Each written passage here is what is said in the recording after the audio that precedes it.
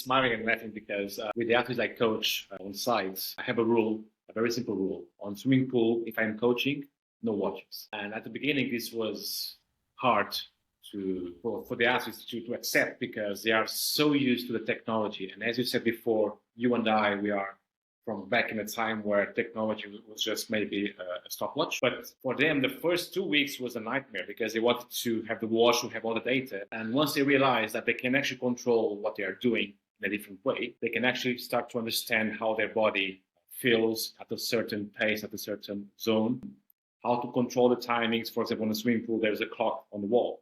Use the clock. It's there for some reason. So I think that one of the things the athletes should first or try to do is to do some workouts without any kind of technology, or you can have it, but don't look at it. The other question I also always have is when you set up an easy workout, the question I get is, what's the pace? What do you mean? What's the pace? It's easy. Whatever feels easy for you in that day, that's the easy pace you should go. Yeah, but I want to see my pace. I want to know my heart rate. Why? You have to understand how your body is. You have to learn how you react and how you perform without technology, because even in a race, for example, your watch stops for some reason, your power meter stops for some reason, you must learn how to behave and how to overcome that issue, because it can happen, and it happens a lot, as we know.